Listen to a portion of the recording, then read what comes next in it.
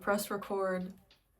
I'm kind of nervous, but I finally feel motivated to sit down and talk about my trip to South Korea with everybody. I don't know who this is going to be for, if it's going to be for family, friends, if it's going to make it to YouTube, but where do I begin? I'm like, do I write notes down? I've never done this before. So, and we have a special guest with us today. Ugh. Kiki. She's gonna be my emotional support animal because the trip was so fun.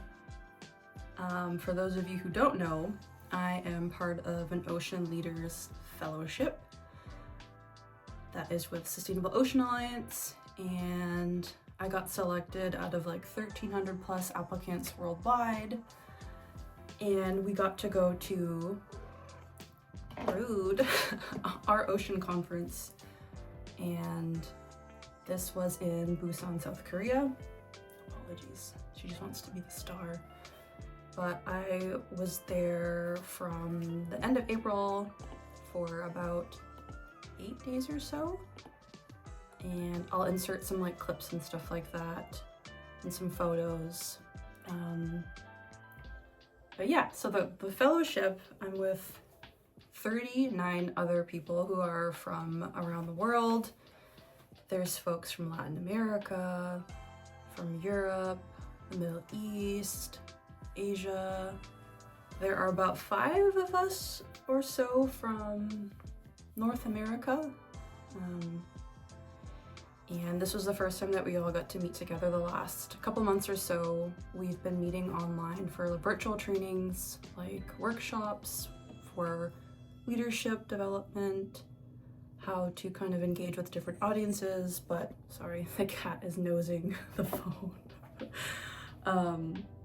But essentially this fellowship is supposed to really support young ocean leaders who are involved in different spaces, whether it's like policy, working with your communities, and equip them with different skills and information to interact with different audiences, whether it is your community or with policymakers at various scales.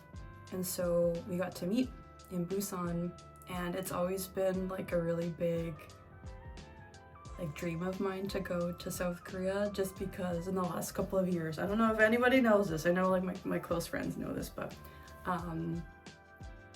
my mom and I especially have been really interested in K-dramas, and we just find them so sweet and so romantic and so not like American television. But anyway, the culture and the food and the music has always really interested me, especially the last couple of years. And so my mom got to come along as well, and I met her there. But yeah, so the first day, where do I start? Maybe I'll start from leaving home. So I flew from Anchorage down to Seattle to Taiwan, which was about a 13-hour flight. And then in Taiwan, I landed, and I had a couple of hours to, find something to eat. And it was there that I actually got to meet my first fellow in person, Jose, and a couple of others were there as well. Brigitte, Arohanui, and Joao were there as well. And so we all got to kind of meet, and we're on the same flight, and we got to sit together to Gimhae Airport, which is the airport closest to Busan. And so we all fly there. It was a really quick flight, about an hour and a half from Taiwan to South Korea. And so we land, and it's like a beautiful day, and you kind of get to like fly over and see the city, which is all along the coast. It's really beautiful. And so we get off the plane, and I should pause there and say that our Sustainable Ocean Alliance leadership were able to connect with folks in South Korea at the different universities there, the Maritime University. And so we ended up getting matched with they were called mates, just like buddies from the universities who were studying different things. And so my mate, his name is Oteuk, and he reached out to me via email a couple of weeks prior to going to Busan, and we were just kind of like chatting back and forth and getting to know each other. But Oteuk was there at the airport waiting for me with a little sign. I'll show you a picture of him, but so sweet. All of the different mates ended up kind of meeting their buddies at the airport, and we took a taxi down to the hotel where everyone got to meet and have lunch. And it was like a traditional Korean style lunch with different banchan or side dishes. And Oteuk was telling me all the different types of side dishes. It was delicious. But yeah, landed, hit the ground running, meeting everybody, very busy first day. And so after lunch, I got to meet my mom. She was there at the airport, or at the hotel, and we kind of hugged and got to say hello to each other. And gift giving is really important. And so I ended up getting Oteuk a couple of things from Alaska. I got him a jar of sockeye salmon, smoked sockeye salmon, and a couple of other things. But he got me and ordered me this giant box. It wasn't giant, but there was a lot in there. There was these traditional Korean style cookies called yakgwa. But they're like these honey soaked cookies. They're like fried, I think. But I always see them on like the platters or trays in the historical K-dramas, where the royalty, like the different members of the royal family get to have these beautiful dishes, and those cookies are always in the dramas. And so he got a lot of them, and I was able to share them with my other fellows, and they were very delicious. I like them. But he also gifted me this really beautiful business card holder. Giving business cards in South Korea is like this thing, and so it was a beautiful Korean lacquerware style business card with like beautiful cranes on it. Yeah, so we got to meet, and then we had a little bit of downtime before we ended up going to grab fried chicken and soju. And my mom ended up coming with us, but there was a couple of other fellows and some of their Korean buddies as well who came. And we saw the drone show. There was this really cool drone show that was like cyberpunk themed. It's like a video game. But this was at Gwanggali Beach. I'm probably saying a lot of these things really wrong, and I really apologize. I'll try my best, but all on the beach, and there was a lot of people there. It was like Saturday night. Beautiful weather, but we took the subway and the bus to get there. It was kind of like an hour actually to kind of transit and commute there. But once we were there, some of the other buddies and stuff like got like a drink and stuff, and were able to, you know, chill on the beach and watch the show. And then after that we went and got fried chicken and soju, and Oteuk was actually really cool. He showed us how to like open the soju bottle. There's like a couple of tricks with like a tornado. I'll insert some more footage here. But it was a fun like first night. And then the next day was like a cultural day where we got to do a lot of like more fun things. And so we all were gifted this like bag of just goodies from the Korean University. And so we all got to wear like these matching hoodies that are like blue, and they have like a little ocean dude on the front. I'll insert some pictures here. But we were able to go on a training ship called the Hanada, and I'm just kind of looking at like some of my pictures just to like jog my memory, make sure I don't miss anything. But we had a safety briefing, and this was kind of like the university's training ship where they do invite their students, and they train over a period of like, you know, a couple months or certain weeks depending on the program. And there was some folks in like uniform, like all like youth, like young people the Minister of Oceans was there, Minister of Fisheries was there, and he provided like a welcome as we all kind of got on the ship. And then we were on like a 3-hour excursion around the Busan harbor. I'll insert like a kind of route where we were able to cruise along and see. It was again like a very beautiful day. The weather was perfect, like blue skies. It was just nice to kind of be on the water and also see the beautiful coastline, which is actually a marine protected area, which was really cool. They gave us some yummy snacks and these like delicious energy drinks. And we had lunch on the boat as well. Again, it was like a traditional Korean lunch with different side dishes, and it was just, again, just the tastiest food I've ever had was here in South Korea. Yeah, so training ship, and then what else did we do? We ended up going kind of into separate smaller groups where we went and did different cultural tours. We ended up going to, I'm probably gonna say this wrong again, Gamjan Village, which is like it almost reminds me of like a Korean style like Mykonos or Santorini, where it's like kind of on the hillside and the houses are all kind of like colorful. There's a lot of street art and it's just like a very like bustling, vibrant little village. It's a very popular place to visit because there's a lot of murals and good food and different shopping and things like that. So we went there and we tried this food called sotok. Again, insert a picture, but it's basically like rice cakes with sausage and then like a red sauce. Very tasty. So that was a good little snack. We kind of walked around, took some more pictures. I'll insert more of those here.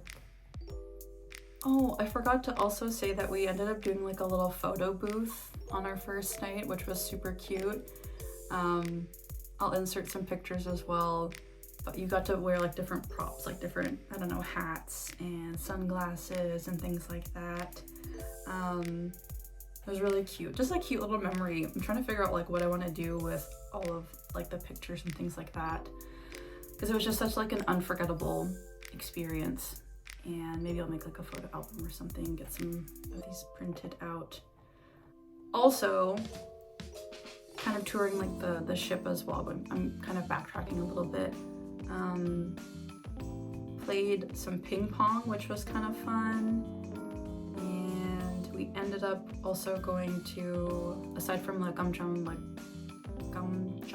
Cultural Village, we went to this other area. It was kind of like a not a memorial, more of like a peace observatory type of park where there was different artwork as well and some flower gardens and things like that.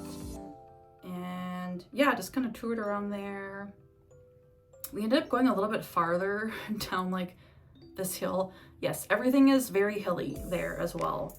Lots of stairs, lots of steep hills, and so that was fun. But my buddy and I went a little bit further than we were probably supposed to go, and we had to like book it back to the bus because we thought we were going to be late. But it was kind of confusing because there was like little small like side trails, and you could easily get lost in this village because there's a lot of ways and routes you could go, like smaller like sets of stairs and things like that. But booked it back. I was sweating. Being from Alaska, like 20 degrees feels hot to me, and so I was just like sweating and sticky by the end of our very quick walk back to the bus. And we weren't the last ones there, actually. I think we were one of the first ones there. I thought we were going to be late, but I think we arrived right at like 4 p.m. when we were supposed to leave, and people ended up being late anyway. So anywho, we go to this like Ocean Youth Leadership Summit like reception, like a welcoming reception that evening.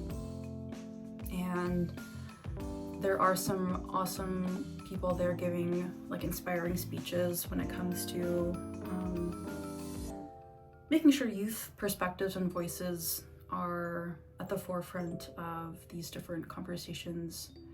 And one of the other fellows was able to provide like a welcome speech as well, and she was very inspiring. Again, had the most delicious dinner with different seafood. There was like scallops with different like spicy mayo on it. Just so many different side dishes, and I tried to take like a little bit of everything, but this was like the most extravagant kind of like buffet style dinner. Very tasty Korean food. So that was day one, and it was a whirlwind. It was a long day.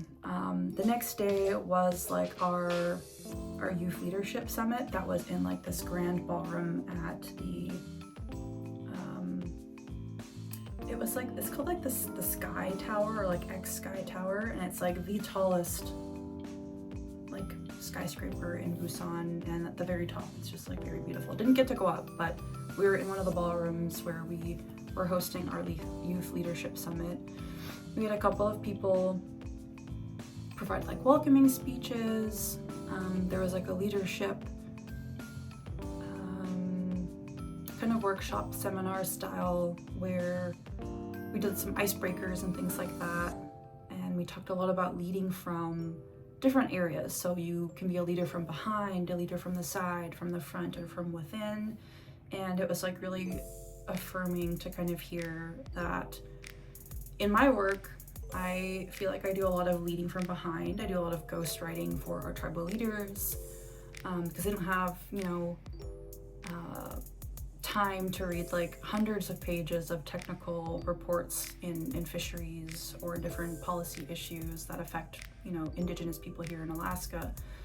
And so I do a lot of that in the back end. And so it was nice to kind of feel affirmed that I'm a leader, maybe not always in the front or in a more direct style engaging with people, but you can lead from other places or from beside. And so it was a good workshop. There was some really cool people doing different project work, and they were sharing about that as well.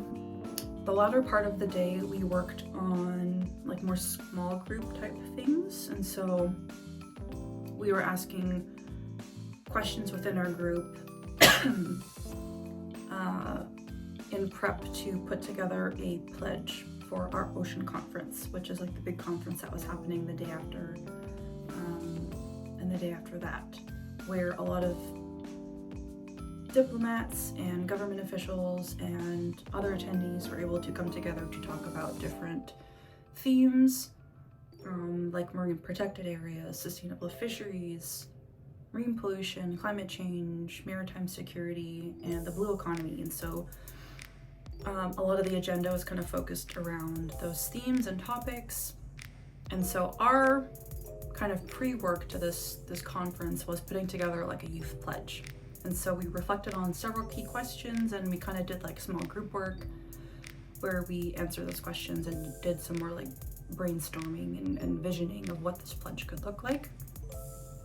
And as an example, one of the questions that we were asked to reflect on was from these viewpoints, as an example, if you were the ocean, what would you tell or ask, current decision makers and leadership and policymakers? Or if you were a youth from 7 generations from now, what would you ask the leaders of today? Those types of things. And so collectively there was, again, 40 fellows and 40 Korean students who kind of came together to discuss these ideas and brainstorm and how we would like to approach and kind of co-vision what the future could look like with those different like ocean themes in mind. That was that day. After that, the Minister of Fisheries actually gave us some Korean won, some money to go to some local markets. And Oteok ended up taking me to this really beautiful beach, and I'll insert some pictures here as well.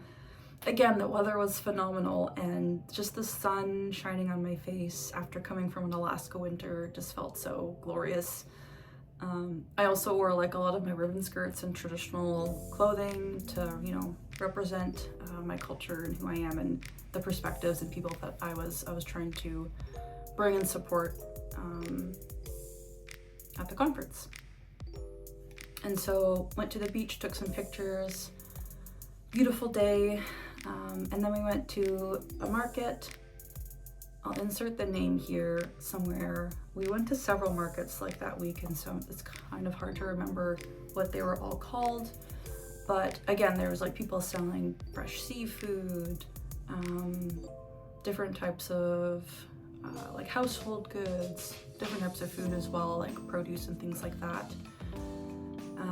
I tried tangaloo for the first time, which is basically like liquefied sugar. You dip strawberries, you could dip any kind of fruit in there, you dip strawberries in there, and it's kind of like it hardens and it's kind of crunchy. So tried that. I also picked up like 2 giant bags full of these like jelly candies, like chewy candies that were different flavor, like fruit flavors, to share with my fellows, and then another bag to kind of take home and share with Garrett. That was kind of the end of that day. We're on day 2. We're only on day 2. Hang in there, folks. I think we're what, like 22-ish minutes? Yeah, and so that day was not over yet. We ended up going to another kind of like welcome dinner, but it was strictly with the SOA fellows, and there are some funders who really supported our fellowship. They're with Donna Bertarelli Philanthropy, and there was a couple of other folks, and I'm forgetting their names, which is really bad, but they hosted a really lovely dinner for us, and it was more informal, but again, just quite the spread. There was like crab legs and like fresh oysters, different Korean food as well, and they had like some wine for us, which was really lovely. And then that was the end of that night. Again, these days are so long. I think we would, you know, leave the hotel by 7:30, 8 a.m. every day, and then I wouldn't get back until like 10:30. All the while, my mom was living her best life and just exploring all of Busan. And she's like sending me updates whenever he has free Wi-Fi. She did not come to Korea with a data plan. Very brave lady. So she was kind of getting by with, you know, free Wi-Fi and like translating apps and just like getting around everywhere by taxi. But people are so friendly. As an aside, the country is so clean. Like no garbage on the ground. People are so friendly. Interesting thing though, there's not really bathrooms inside like different shops or restaurants. You have to go outside and like find a public bathroom that's like off somewhere on the street. Not on the street, but like in like a different area separate from the shops and stuff like that. Anyways, lovely country, very friendly, welcoming people. And so get back to the hotel, go to sleep, and the next day is the first day of our ocean conference. Our ocean conference, day 1, U.S. Secretary of State John Kerry, the former Secretary of State, is actually one of the founders, and he was there and provided like a welcome speech, as well as some other dignitaries and people from South Korea. However, the most touching thing and the most emotional thing from this opening ceremony was listening to the Haenyeo, which are the women freedivers from Jeju Island. There was a choir of them. They're part of a choir, and they came to sing 2 songs.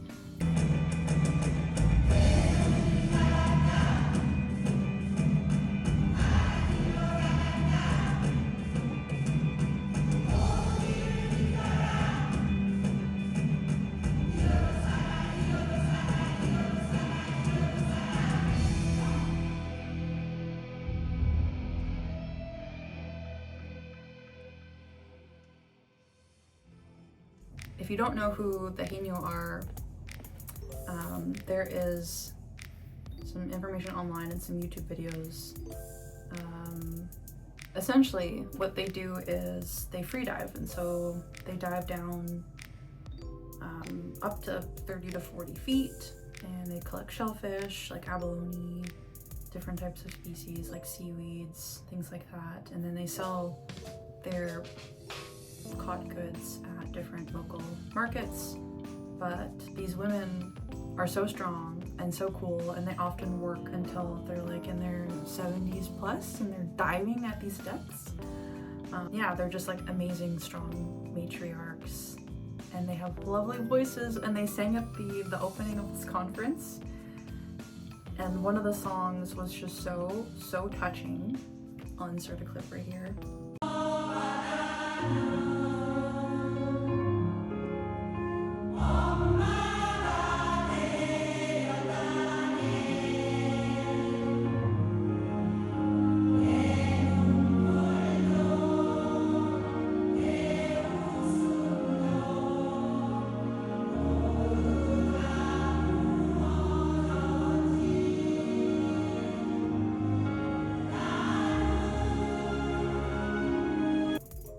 So touching, like talking about how the ocean was their mother and like caught their tears. Oh, I was weeping by the end of this performance, and I was sitting beside one of my other fellows, and I look over and I have like tears in my eyes. I'm like, that was so beautiful. And then I look behind me, and there's like more fellows, and they're all like crying as well, and we're just like weeping and like wiping away our tears. It was just so touching and so beautiful to see and hear how special and powerful the ocean is, and how it provides for us, the people of this earth. And we have to do our best to protect it and to conserve it and to revive it and bring it back to its original state, because it's a responsibility and a duty that we have to people around the globe, but also to generations to come. So anyways, loved that performance. Was probably one of the highlights of that conference for me. So beautiful. And my mom and I started watching When Life Gives You Tangerines, and the main character, her mother, like she comes from a family of women freedivers on Jeju, and so it was just really special to like watch the show, but also like see them in the flesh and hear their stories. Anyways, beautiful start to the conference, loved it. And so the rest of the time it was just a lot of like panels and sessions around those themes like climate change. I attended a couple of really cool ones that I thought were really exciting and maybe even applicable to my current work. As an example, there is a Korean group of like researchers and scientists who are utilizing drones to map marine pollution. So they fly the drones, they map like coastal areas, and they collect a lot of imagery, whether it's like video or stills like photos. And they have like programmed AI software to essentially quantify different marine debris hotspots, and the AI can actually now say, based on this photo, this is a piece of styrofoam, this is an old fishing net, this is this and this and this. And so they're able to kind of mobilize capacity and resources and people to go and clean up these major hotspots that the footage has been able to assess. And this is like a form of like citizen science, and so it was super cool. And I thought of like the Guardians that we work with in Southeast Alaska, who we are purchasing drones for all of them. So I'm like, I wonder if we could like deploy this in Alaska, because we also get a lot of marine debris. And in the past year or so, we partnered with Ocean Conservancy to clean up different beaches that are close to communities.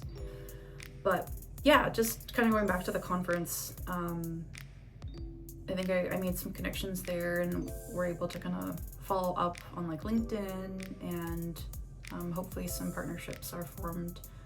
I also got to meet like this really cool person from Alaska. I didn't expect to see a lot of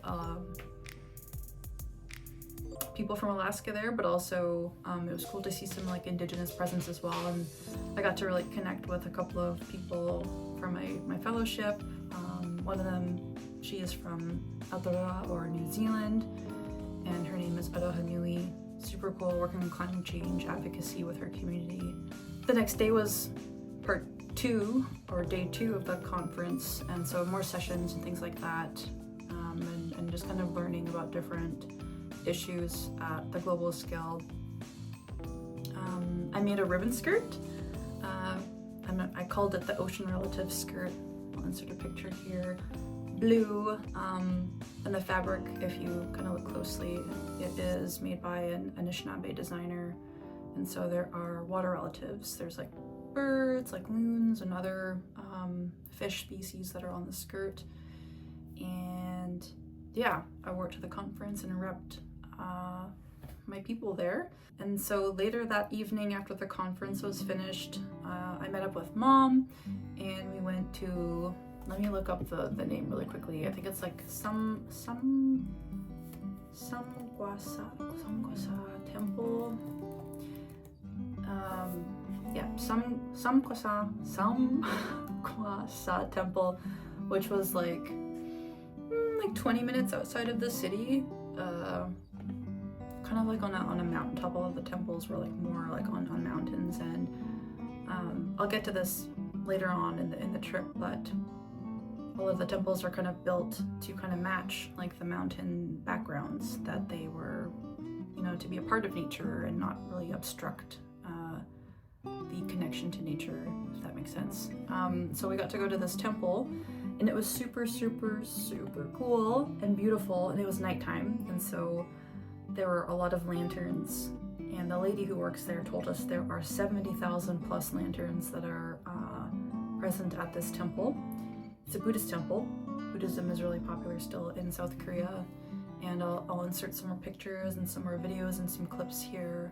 But the temple artwork and just the architecture was just so beautiful and so stunning, and just the size of the temples themselves were just so much bigger than I had thought.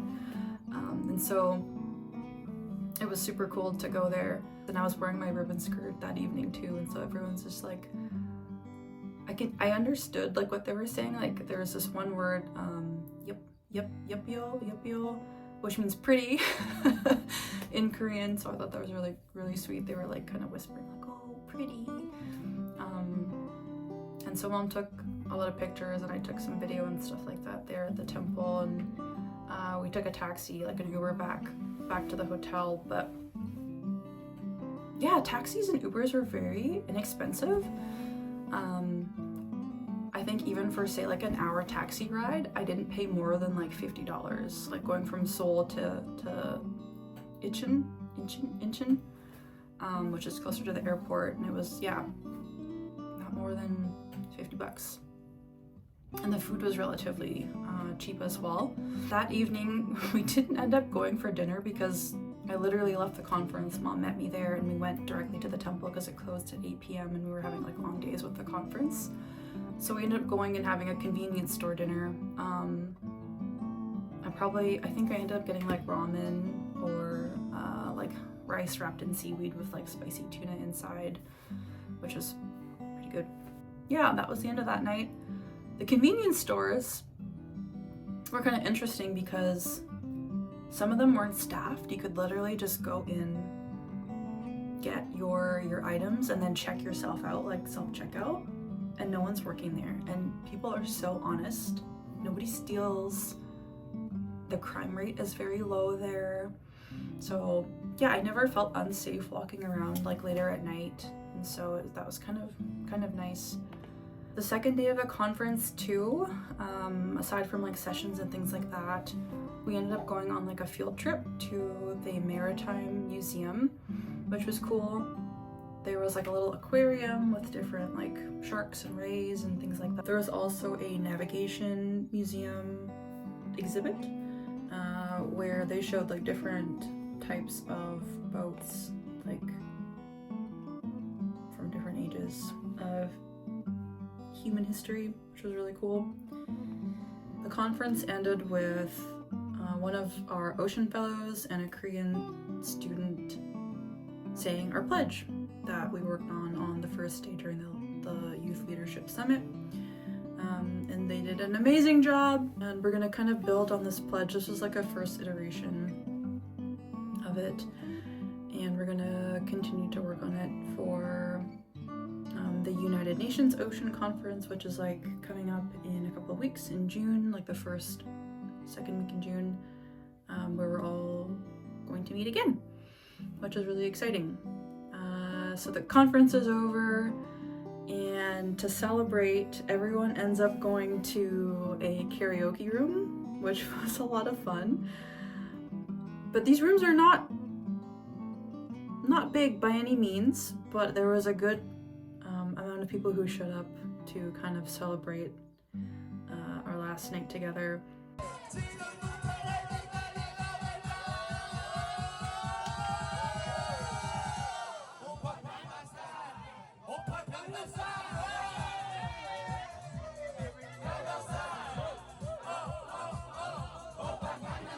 Okay, conference is officially over.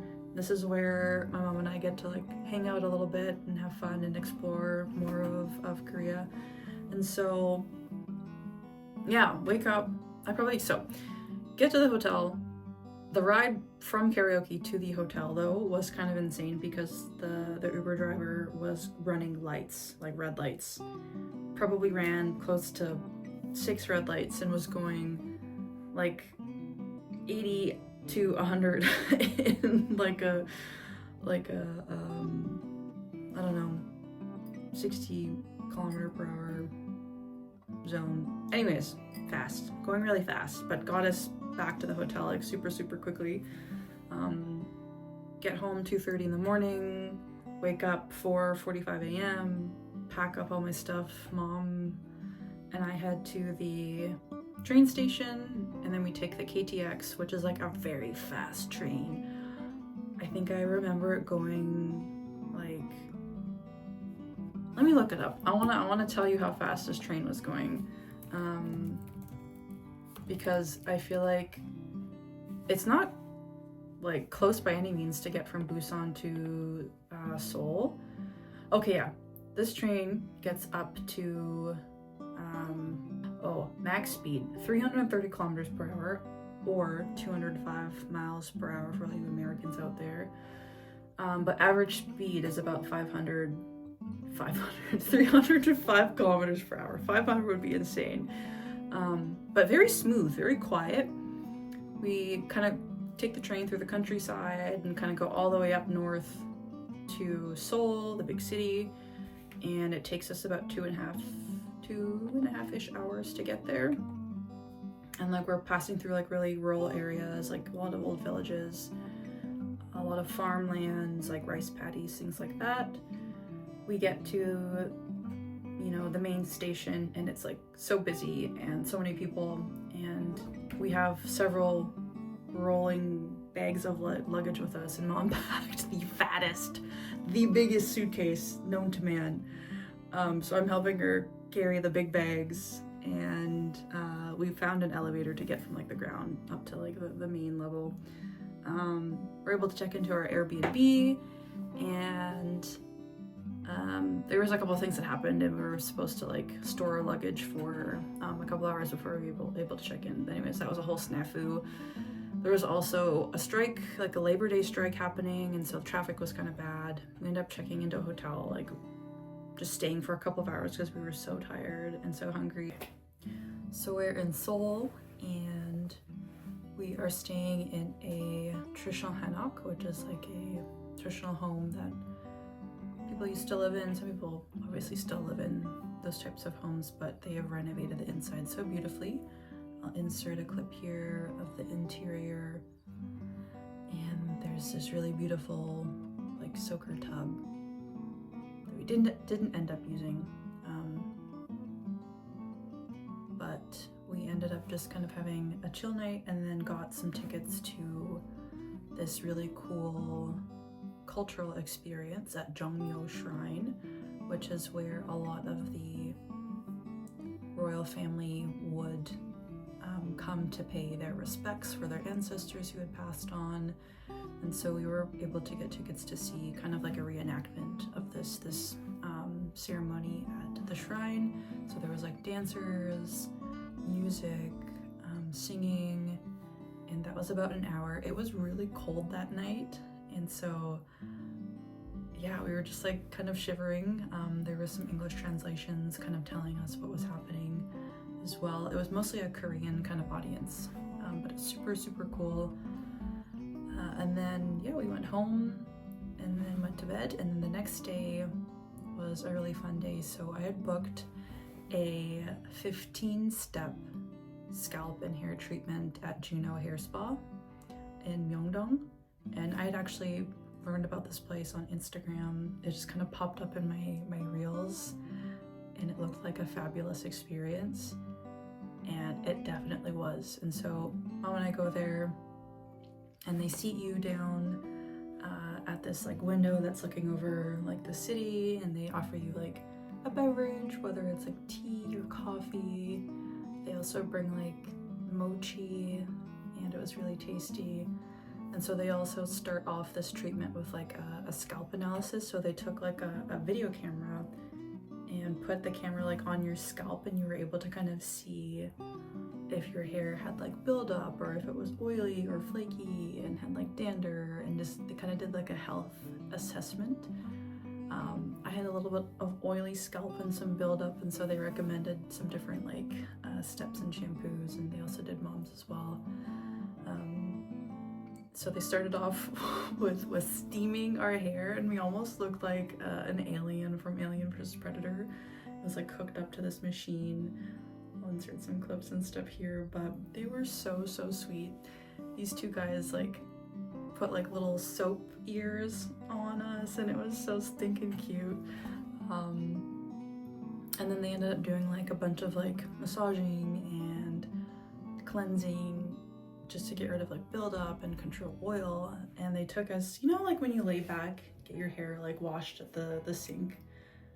This was not like that. This was something different. You went completely horizontal on like a massage bed essentially. And so they ended up like steaming your hair some more, doing some different rinses and some different like massage, and that was amazing.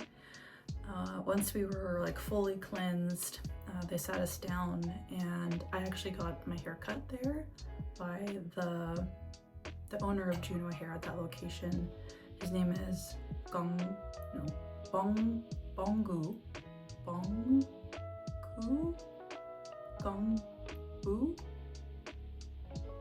I'm not remembering specifically right now. Anyways, he cut my hair, and he was like, "Oh, your hair is kind of uneven." And I was like, "Oh yeah, you're right." It was like the person who cut it last was like, definitely they left it uneven. But he did like such a great job. I love like the long layers, and this is just after like wearing my hair in a bun and just putting it down, but I feel like it lays really nicely, and I don't have to like style it very much. I also ended up buying their shampoo, and it's just like, it's so nice. My hair feels like so clean afterwards. Mom got her hair like curled, and they just took really good care of us. And here's a picture of the salon owner and my mom and I have thrown up a lot of hearts and peace signs throughout this entire trip, and my 12-year-old self was very happy about that, because that's what we used to do pictures a lot, and they still do it. And so we ended up just walking around Myeongdong. Mom found one of her Korean actors, like a cardboard cutout, and she like took a picture with him, which I thought was really cute. And then we ended up going to the major palace that was in Seoul, and that day there was actually like a reenactment. So there was people dressed as like scholars and part of like the royal family, and court ladies and stuff like that. So it's like super cool to see like this kind of parade, this palace parade, and we came at like the right time to be able to watch that.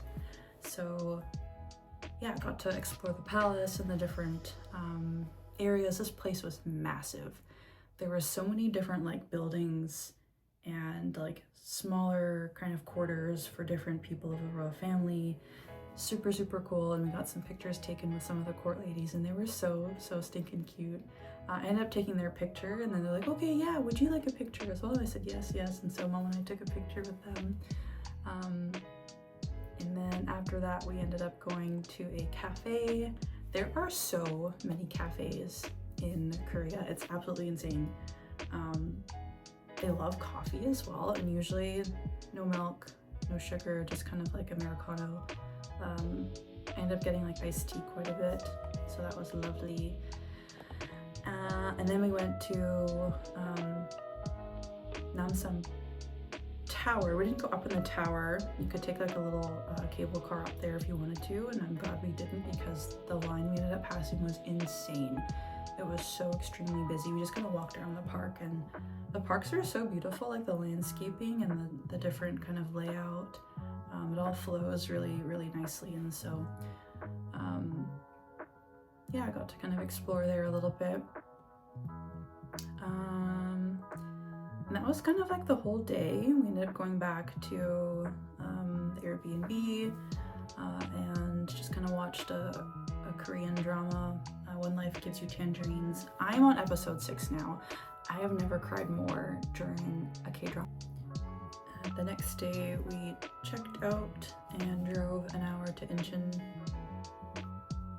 which is closer to the airport, and we're able to check in. Kiki has joined. But this was the day that I was able to get some tickets to Trendwave Surfer, which is like a K-pop concert, but there's like a bunch of different bands and groups playing, and so I was really excited to go because ENHYPEN, which is my favorite K-pop band, they were playing, and so yeah, we had to pick up tickets in person, and their system for concerts in Korea very different compared to the US in a good way. And so oftentimes if you get like general admission tickets, people camp out like the night before the concert to get like barricade. Not that intense. It's a bit much, but I was able to go in person, get the tickets, and they end up like assigning you a number at random, which is kind of like great because you can get a number that's really close to you know, the stage. And so, you know, they say arrive between this time and this time, and then you line up according to your number, and that's how you get into the venue. I'm telling you, in America, when the venue opens, yes, you line up, but people start immediately running as you go through like security, like to get to like the stage. Kind of crazy. This was no one was running. I had met some really cool people who are also fans of ENHYPEN. We were all kind of standing really close together in line. You know, there was a girl who was from Australia, one was from England, LA, Kazakhstan, Poland. Like we were all from all over the place, but we got to like stand in line for probably close to 2 hours before the show actually started, and they were just really sweet and like really nice to talk to, and we just passed time just chatting with each other and like bonding over, you know, the band that we liked. And so we get in, and it's like almost like a sports stadium, and so they've got different sections where we line up, and they've got like different pre-shows, different people dancing, different like dance groups, like not singers.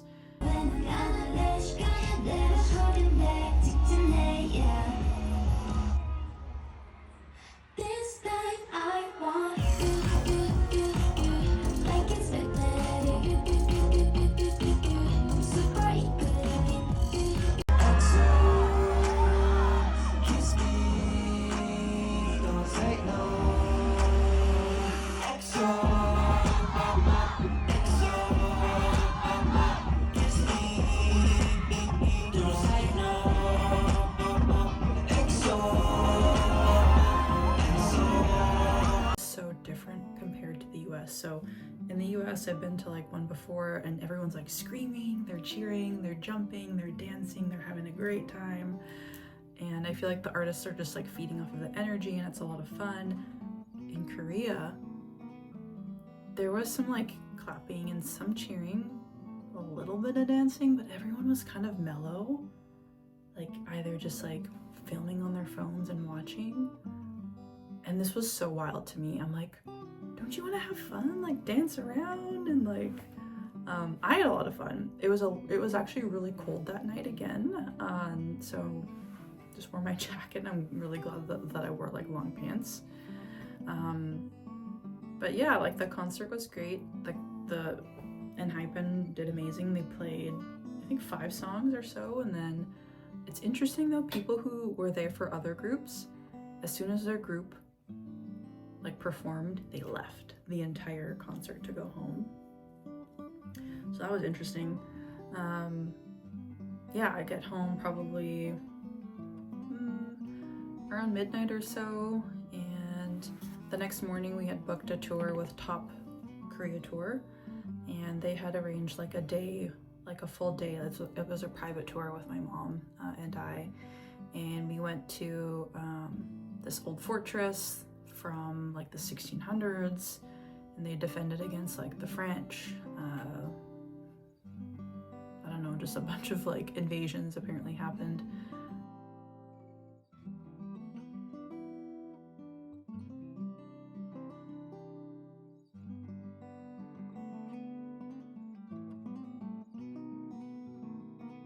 We went to another Buddhist temple. We had lunch where we got to try 5 different types of fish, and they kind of grilled the fish on like an open kind of grill on the table. Think like Korean barbecue style, but this was like strictly fish. We tried like mackerel, herring, a type of like rockfish, and everything was great. The only thing is you had to like kind of pick it off the bone. It was very tasty though, and then we ended up kind of driving around like this island and got to go to the Peace Observatory between North Korea and South Korea.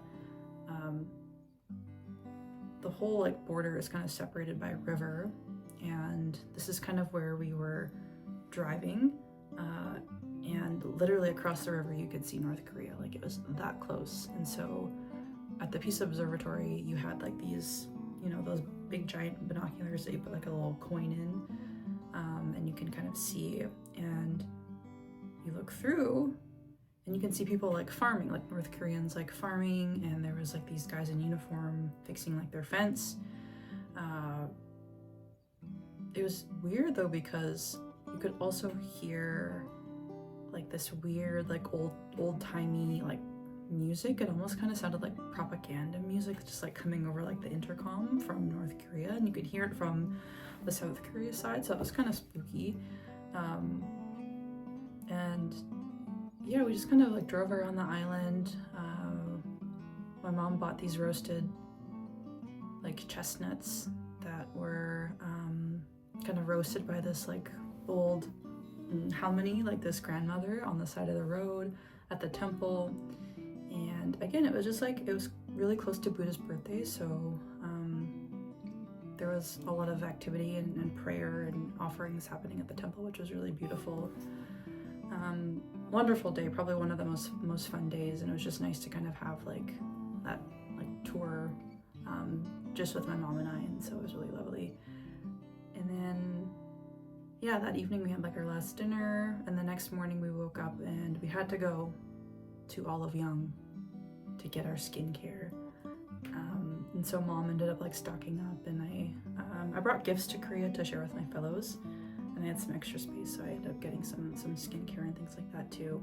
If you don't know about the K-Beauty skincare, you're missing out. I'm telling you right now.